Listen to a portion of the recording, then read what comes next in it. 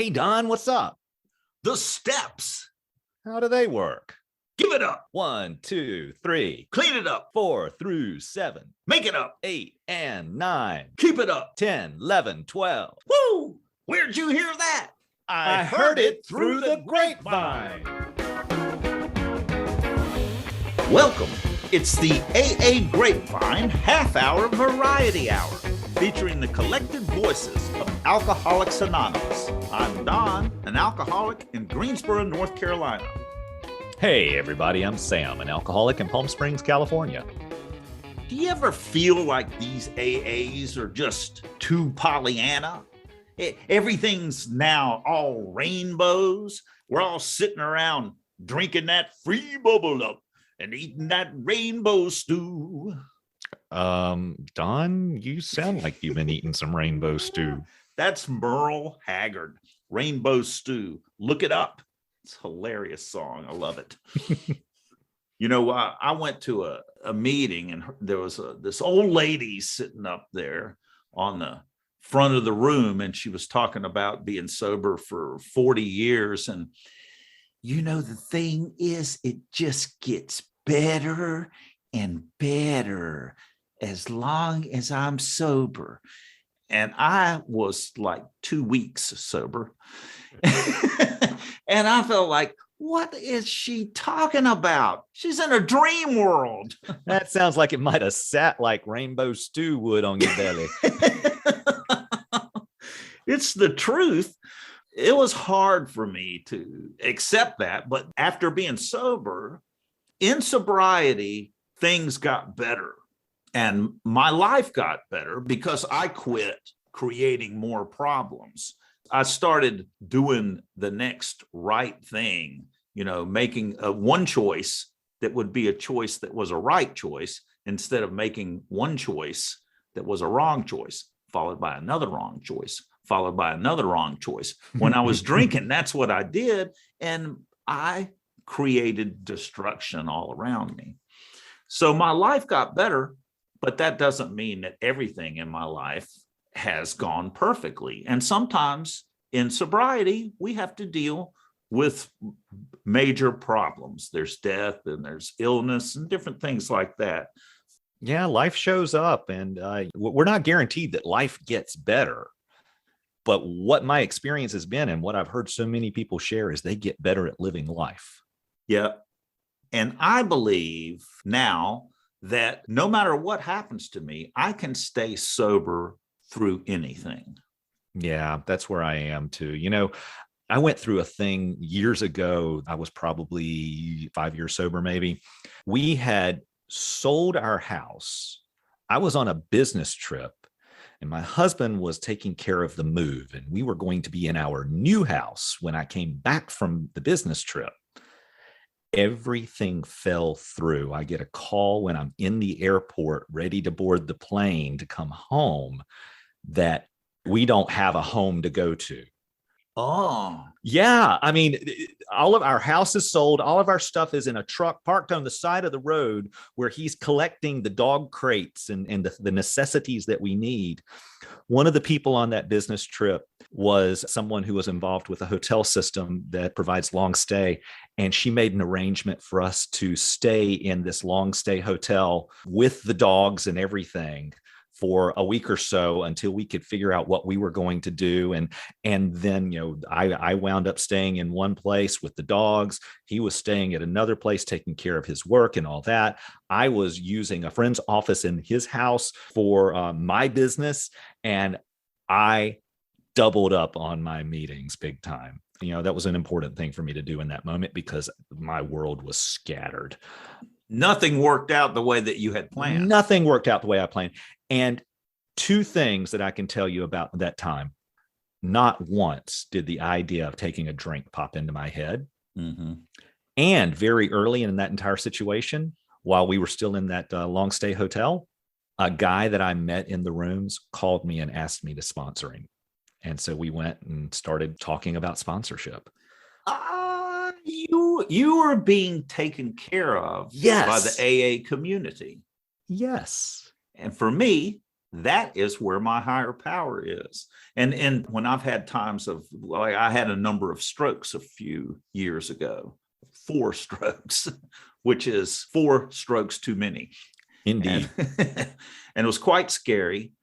I got through of that with the support of all my people in AA that helped me deal with the fear and with everything else. And I always knew I could ask God for help. And for me, that help showed up in the community. Yeah, I got to say 100%. That's my experience too. Higher power, God, whatever you want to call it, it shows up in people for me. Mm-hmm. Well, today we're talking to Georgi F, who got sober in 2007. Since then, she has dealt with major health issues and is a living example of serenity matching calamity.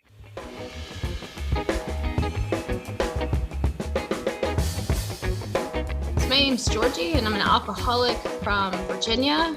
I have been a member of the Skip With Women's group of Alcoholics Anonymous in Richmond, Virginia for almost the last decade. But last month I moved from Richmond to Charlottesville.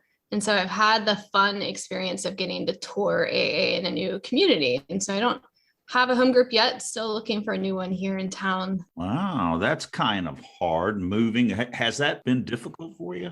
No, it's actually, so one of the things that's been really awesome is that several years ago, after many years of prodding about my sponsor to get involved in service, I got involved in service at the area level. And so for the last several years, I've gotten the experience of knowing AA folks all over the state. And so I travel a lot for work. And so it's been really great to show up in a town and there's somebody that I know there and I can go to a meeting. There's people that I know. So as soon as I moved here, there was one person that I knew from area service and she was able to say, hey, these are great meetings to go to. Here are some folks to introduce you to. Yeah. And I'll say, like, one of the cool things about traveling and moving with AA is it doesn't matter where you are. You kind of walk into a room of us and it's like being at home again, which is nice. So you don't ever feel like you're completely on an island. It really is a cool thing. It's friends I haven't met yet. Right. I moved across the country last year from North Carolina to California. Whoa. And so I didn't get to stay in the same area. So all the people that I knew were still over in North Carolina. I assume Virginia is also an area that's bounded by the state's borders. Mm-hmm. It is. And so, yeah, so that's an awesome thing moving within the same state. I'm still finding my bearings here because COVID, we moved in the middle of COVID last year. So, but yeah, it's good. Fortunately, I knew some AAs here as well. Oh, good. And I think moving to a different state too, AA, like the structure of AA can be a little different and the meetings can be a little different. I experienced that when I moved to Chicago. I was like, this isn't the way AA is supposed to be. You're doing it wrong. But you know what? I think that the things that are different when you go to a different area, I traveled a whole bunch and have gone to meetings all over the country and really all over the world. And the things that are different are the things that don't matter.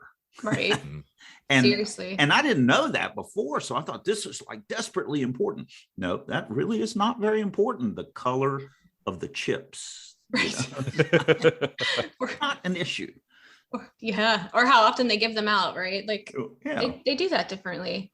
Yeah, I love that. I love AA and getting I was right before COVID, I was in San Francisco for work. And so I was there for like a week and a half and I dropped to their clubhouse as soon as I got there and got to meet folks. And that was just really cool. I'm getting divorced, which is always not a fun part of grown up life. And so moving was part of a larger thing, but I'm just glad for this program. I don't know how people do it that don't have AA, because it's just like I have a safety net no matter where I land. And I love that. I'm grateful for that. I don't know how folks that don't have, just like this grouping of people around you and some structure to how to live your life. I was listening I heard a speaker yesterday who's a chronic relapser. And her message was really powerful. And it seemed to be the difference this time for her and all the other times is in times of trouble, turning towards the program instead of like backing away from it, actually leaning in on it. Yeah. I can tell you, I think if I didn't get sick, when I was 5 years sober, this go round, I don't know that I would have connected the same way that I have. I don't know that I would have been, I would have been in a place vulnerable enough to really have to lean in to the program, and not just trust the program, but the people in the program, and then like trusting my higher power and building that spiritual relationship. So I totally get that. I think that was part of my story the first time I was in the rooms. And so I'm grateful for, you know, being in a place that pushed me toward that, because it makes a difference having that for everything. I mean, not just tough days, great days, celebratory days. I mean, all of it, just having folks around you, you know. You know, when I first came in, one of my biggest concerns was the word God. Right. That's in the step. And, you know, I was worried that, okay, I'm going to go to AA. I'm going to be brainwashed. And somebody said, you know, maybe my brain could use a light rinse. And that was definitely the case. But still, I was afraid that what was being asked of me with surrender, which included my intellect, it seemed. And so how do you talk to someone about what is this surrender to a higher power and not become a mindless zombie? Yeah. No, I think I've had this conversation a lot with sponsees and folks that I've worked with in the program. Because I mean, it's the first thing. I don't know. I guess everybody doesn't come in here with a religious chip on their shoulder, but I know a lot of us do. And so the whole idea of, you know, we hold hands, we say prayers, we sound like we're chanting, like, you know, all of those things can be scary in the beginning. So I know when I've talked about it in the past, I talked to folks about the idea of, if you're terrified of the G word, or even terrified of the higher power idea, right? Like, let the group for a little while be an organization or something that you can lean on, that you can trust. Let yourself believe that the folks around you can be here and support you and guide you through this process. And then as folks sort of let their guard down and let people in, like I've started to say, do you see where this thing's going on in your life? And you've been met with an answer, you've been met with, you know, being caught mid-fall or in the middle of something going on. And could you be open to the idea, right, that there's something bigger than us? Like, how did you end up here? I mean, I look at my story, look at so many people's stories, like, how did you stay alive long enough to land in the rooms around people? Like, what do you think is guiding that? And then I share a lot about, it's hard to surrender. I mean, I was not a person that surrendered to this program, to the idea of having a higher power, until I was literally on my knees, until I was very, very sick, till I was alone doing it. And then it was like, well, it's just me, this illness, and whatever's out there, right? So I think I always let folks know, look at the people that surround you and let that be your higher power for a little while, until you can trust that maybe there's something different, until your experience can be different. I think that's a very important point to make, is that opportunity to reflect on what has happened in my life recently. Absolutely. Is there something there that is like perhaps a little too coincidental? You told us a little bit about your illness, and that you were hospitalized quite a bit. Yeah.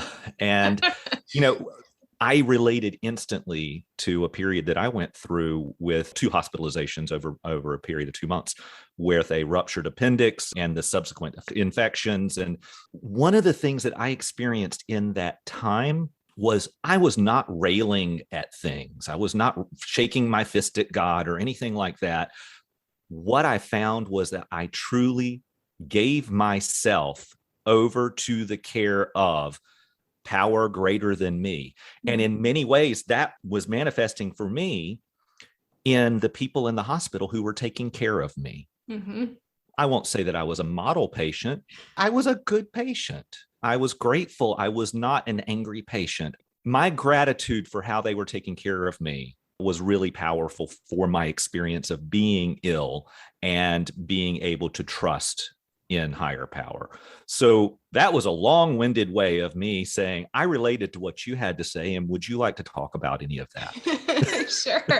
Sure. I mean, you're right. You know, when you're really sick and you're in a hospital room and you can't fix what's going on, right? Like, I don't know about you guys, but I'm a total control freak, right? Like, I'm going to fix, manage, like control everything that's going on in my life. And then when you are sick and you can't fix it or manage it, and then all of a sudden you're totally dependent on this system, on these people, like with your life. I don't know, it's you in the hospital bed and this team of people. For me, like I railed against giving up any control in my life, like any little tiny bit of spirituality, and I got sick, and life moved really fast. And part of my illness was when I was going through a type of radiation treatment. I couldn't be around anyone because my radiation, I took it, the first time I had radiation, I did it orally. And so you sort of irradiate everybody around you. And so you have to be alone in a room by yourself for 2 weeks. And it's like people handing you stuff through a door, and like, that's it. I had a surgery, and then I had that as sort of my introduction. And it was like, man, it's just me in this room and these folks that are taking care of me. And that was when I started to realize, like, I've got to give it up. Like I'm here and I'm powerless and I can't do anything about what's going on with me. And so I've got to just trust.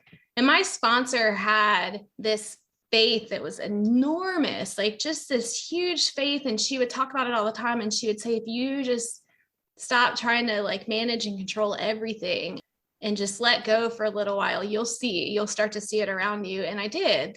Getting sick, I don't know what I thought was going to happen when I got sick. I thought that it'd be over really quickly, but it ended up being several years of my life. And I have some chronic conditions now that still, require me to be in the hospital for infusions or to stay inpatient, a couple of times a year. And so I guess through that entire process, I had to let go. Like I had to let go. Am I going to live through this? I had small children at that time. My kids were 2 and 1 and 9 months. I had to let go of that and like, am I going to be alive to see my kids later on? Am I going to make it through this? And so when you're years down that process, people talk about a burning bush experience, and being sick was that for me. It was the realization that I had God working in my life constantly, keeping my wife okay, keeping my children okay, keeping our bills paid, keeping my health insurance, allowing these people to take care of me in the hospital. You're talking about letting go of control. And this is the same as when I first got sober.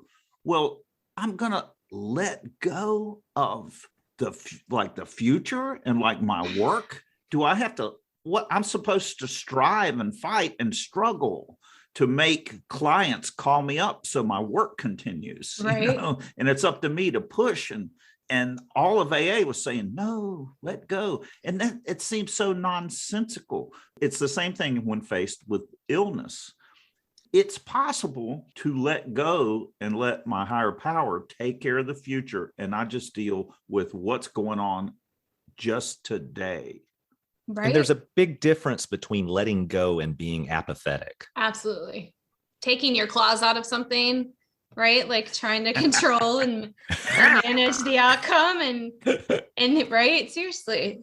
I think that's the gift of this program though, is when you can find that place where you are not, because all of the world tells you to like, work harder, work faster, work to control everything. Right. And I think the gift of this program is the idea that no, like you can take your claws out of it. You can take the next right step. You can be an active presence in your life, but you don't have to try to like fix, manage, and control all of it. It's going to be okay. You can step back and let go of that. But fix, manage, and control means I get to create the world and adjust it to suit my comfort. Yeah. Right? Except what do you, like when I look back at that, what I would have set up for my life is not anywhere near what I've been given, right? Like getting out of the way of it has given me a life that's just, it's just so much more beautiful than if I had been able to manage and fix it and control it and set it up the way that I wanted to. It's just, it wouldn't have been the life that I have now. Hear, hear. You described looking back now a few times as the way that you saw that a higher power was working in your life. And you look back on it and see how it worked. And this happened to me recently when my son got cancer and had surgery. And I was in the valley of despair, is the way I describe it, for a period of a couple of weeks. Yeah. And nothing would touch it. And I felt like Well, I lost all contact with higher power. Anything it was all pointless and meaningless. Right. Yet looking back on it now from distance, I can see how I was carried through that time period by the people in AA that were still there for me and were going, you're going to be okay and get through this. And even though it was not, I thought I was handling it very badly. I was handling it as I handled it. Right. And looking back, I could see that I was being carried through it. That is the place where my higher power exists. And this was at a time when I was feeling no connection spiritually. Did you have those moments going through all of this, Georgie? No, absolutely. I mean, I think when you describe that, right, this idea that we get scared and it's hard to trust what's going on. But yes, I mean, my higher power worked through other people in this program constantly. People just showing up and sitting in the hospital with me, people bringing meetings to me, people showing up at my house to help my wife with very small children, making meals, taking care of our kids. In so many ways, people were present. And let me tell you, I have to say, this program has people that stuck around for the long haul. Like those people that were making meals in 2011, 2012 are still making meals this past year when I was in the hospital and had surgery again. So they come and they show up, but you're right. And you don't feel connected. You feel like you're in survival in that moment, right? Like you're just one foot in front of the other. I'm walking with this life that I'm being handed right now. And you feel totally out of control of everything. But when you look back, you realize like, I wasn't alone. I wasn't alone through any of this. My kids weren't alone through any of this. I was constantly surrounded by these people. I got to share this. So I was in a meeting this week. The topic that was brought was hope. Everybody in the meeting shares. And it started way across the room from me. So I had plenty of time to figure out what I'm going to share because, that's what we do. And it was this thing where I had been in a bad spot recently. For several days, many days, I had gone dark is what I call it. What occurred to me and what came out when I did that share, and I ask for the words whenever I do share. I'd rather it's not me speaking. I've had this idea that hope is supposed to be this shiny, polished, bright, think the princess in the ivory tower in the never-ending story, all that blinding white light and prettiness and such. And sometimes hope is dusty and muddy and covered in dirt and hairballs. And, it's what I had moving through this dark period where I didn't have this like, oh, things are going to be fabulous tomorrow type of hope. It was, I just got to keep moving, keep moving. This is going to change and I'm going to be okay. I mean, I got chills listening to you speak that inspired me to share this part. And I've got them again talking about that because hope is not necessarily this shiny puppies and unicorns and bright white and all that. Sometimes it's just doing what's in front of us and trusting that we're going to be okay. Right. I used to listen to people share when I got here and I used to think, man, like everything's like unicorns and rainbows. And then you stick around for a little while and you realize like, we're not guaranteed a life that's free from struggle, from chaos, from pain. Like life is still life and it's still here, but we're here. We're guaranteed to not be alone through that. And I think it's that. And you're right. Like we don't know what's going to be on the other side of that, but we know that walking through this life, like we've always been okay, whatever okay looked like. It may not be perfect. It may not be beautiful, but we're always okay. It makes me think about my sponsor who has sponsored me since I was 20 years old. Through the first 8 years that I was here, stayed in touch with me during relapse, was there the minute that I called her from rehab and came back in the rooms. She got sick out of the blue. Like I was on a business trip and she was like, I'm not feeling well. I need to go to the ER. A friend of ours took her and she called me and she said, they said I have cancer and they're sending me to this other hospital. And I was like, I'm coming home right now. I left my trip.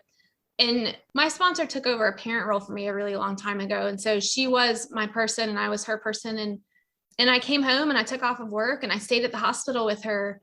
And it was terrifying to watch the person that I love more, and my pillar, my strength, right? To watch them completely vulnerable and very, very sick. And as she got sicker, and that we knew that she wasn't gonna make it, and this is a really short time, like 2 months time from the day that she got sick to the day that she died. I'm sorry, how long ago was that? Almost 2 years. Okay. But you walk through something like that and you're like, my life is never going to be the same. I'm not going to be okay. This is not going to be okay. And it's terrible. It's really sad. It's a horrible loss to go through. But like, this program and the people were there around her people, her support system, her sponsor, her friends, my support system, my people, for all of it. And after it, and you just realize, like, we go through really difficult things here. Like, life still happens, but you don't go through any of it alone, and you end up on the other side of it. And it's exactly as life is supposed to be. There's nothing unusual about an alcoholic getting drunk. The unusual thing is every day an alcoholic stays sober. Right. And what you're describing for an alcoholic, the most natural thing in the world is, I got to get out of this feeling. Right. The truth is, it wouldn't do anything. It wouldn't help.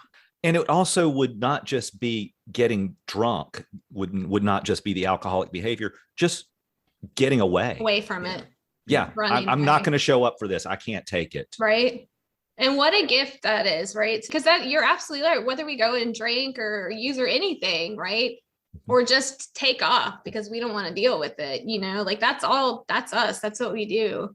And what a gift it is to get to show up and be there for every minute, literally, until she took her very last breath, to be able to be present with her and let her know that she wasn't alone. And that's the gift of this program, because it makes me cry, but that's not what we do. That's not what I ever did. I would have left and gotten drunk and come back several months later and said, I'm so sorry. I just couldn't do it. Right. Yes. Yeah. Yeah. Yes. To be able to show up for life. I mean, what happens when getting sober is I can appreciate life when it's beautiful, and there are times when it's beautiful and there's times when it's terrible. And I know I can get through anything with thanks to AA and my higher power. Absolutely. And it is really incredible how the fellowship does just show up. I mean, higher power for me shows up in people. A little laugh here. When I was first sober and my husband and I were moving to our next home, we had too many people show up to help us move. I had never heard of such a problem. And all but 2 of those people were in Alcoholics Anonymous. That's just nuts. It's awesome. Whenever did you have people that show up for you constantly, consistently, right? Like, in such a huge way. The people that I hung out with before I got here certainly were not folks that were going to show up no matter what.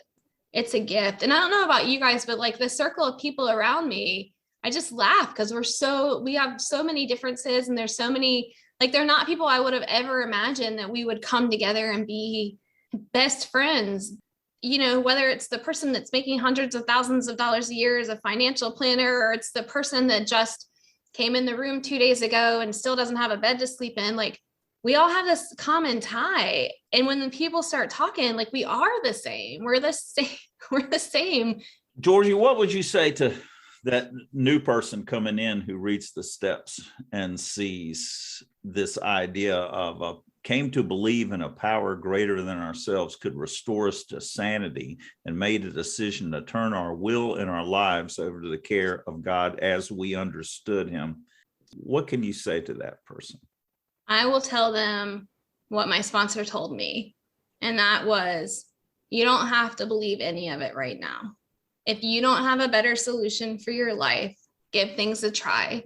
And the higher power can be anything. And you guys, I'll tell you, my higher power, when I first got here, there was a road being built called 895, and there was a massive crane on the side of the road. My sponsor said, pick anything that's bigger than you. And I think she was thinking, like, pick a group, pick something. And I was like, this big crane on 95, that's my higher power. And she was like, all right, that crane is your higher power. And so it doesn't matter what you pick, just hang around, keep putting one foot in front of another. don't try to read too much into what's being asked of you. For us, a big part of the program was get in the car. Like get in the car, we're going to a meeting, get in the car, we're going to go help somebody else, get in the car, we're going to have coffee. Like just show up and let people love you, let people help you be a part of, and the rest of it will reveal itself. Whatever your higher power is meant to look like, whatever it means to turn your will and your life over, like that'll come and that'll reveal itself. And you don't have to know that right now, but just trust. If you don't have a better plan, if you haven't been able to figure this out right now, then just give it a try, Don't sign on to something you don't believe in. Just wait and see what happens. And when it happens, then you can believe in that. Absolutely. Georgie, it was great to meet you today. Thank you so much for joining us. It is nice to meet you guys. Don, you have to tell me, how's your son? Oh, he's very well. He Good. had surgery and they almost certainly got it. Awesome. I'm so glad to hear that. Yeah, thank you. Yeah. Thanks for asking.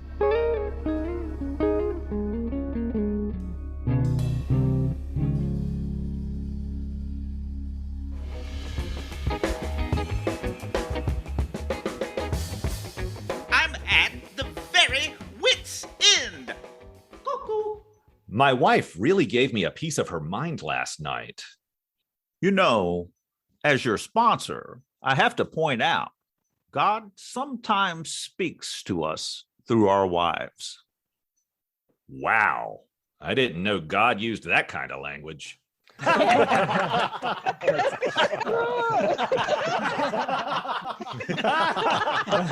It's really not that funny. Thanks for joining us. The AA Grapevine Half-Hour Variety Hour is posted every Monday and is produced by AA Grapevine, Inc. We don't speak for AA as a whole. We share the experience, strength, and hope of members to help others recover from alcoholism. Podcast info, including how to call in, is at aagrapevine.org/podcast. Find AA Grapevine on Instagram and the AA Grapevine channel on YouTube. All things Grapevine are available at aagrapevine.org. If you want to know more about AA, Google Alcoholics Anonymous and your city or visit aa.org.